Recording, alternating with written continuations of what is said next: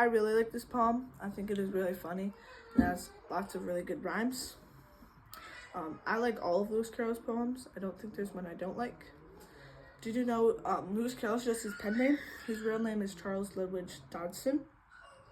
But I'm going to be reciting his poem called The Walrus and the Carpenter. This was in one of his books that is now a movie. But it's by Lewis Carroll or Charles Ludwig Dodgson.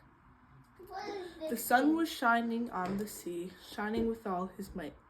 He did his very best to make the billows smooth and bright. And this was odd, because it was the middle of the night. The moon was shining sulkily, because she thought the sun had no business to be there after the day was done.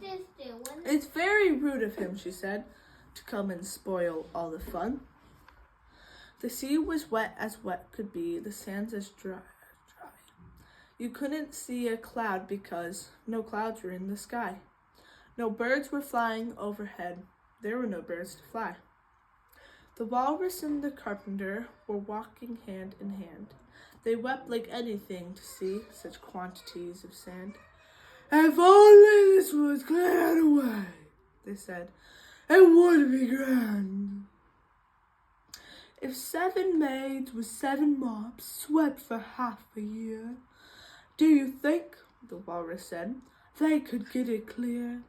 I doubt it, said the carpenter, and shed a bitter tear. Oh, oysters, come and walk with us, the walrus did beseech. A pleasant talk, a pleasant walk along this briny beach, for we can do with more than 4 to lend a hand to each. The eldest oyster looked at him, but never a word he said. The eldest oyster winked his eye and shook his heavy head, meaning to say he did not choose to leave the oyster bed.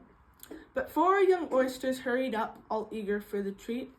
Their coats were brushed, their faces washed, their shoes all clean and neat. And this was odd, you know, because they hadn't any feet. 4 more followed them, and after them another 4, and more, and more, and more, all hopping through the frothy waves and scrambling to the shore. The walrus and the carpenter walked on for a mile or so before resting on a rock conveniently low. The little oysters all stood and waited in a row.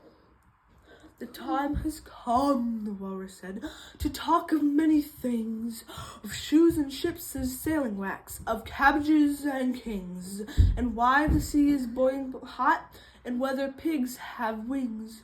But wait a bit, the oyster said, before we have our chat. Some of us are out of breath, and all of us are fat. No hurry, said the carpenter, and they thanked him much for that. A loaf of bread, the walrus said, is what we chiefly need. Pepper and vinegar besides are very good indeed. Now if you're ready, oysters dear, we will begin to feed. But not on us, the oysters cried, turning a little blue. After such kindness, that would be a dismal thing to do. The night is fine, the walrus said. Do you admire the view? It is kind of you to come, and you are very nice. The carpenter said nothing, but cut us another slice. I wish you were not quite so deaf. I have asked you twice. It seems a shame, the walrus said, to play them such a quick trick. We've brought them out so far and made them trot so quick. The carpenter said nothing, but the butter spread too thick. I weep for you, the walrus said. I deeply sympathize. With sobs and tears, he sorted out the largest of the size, holding his pocket handkerchief before his weeping eyes. Oh, oysters, said the carpenter, you've had a pleasant run. Shall we be trotting home again? But answer came there none. And this was scarcely odd, because they'd eaten every one.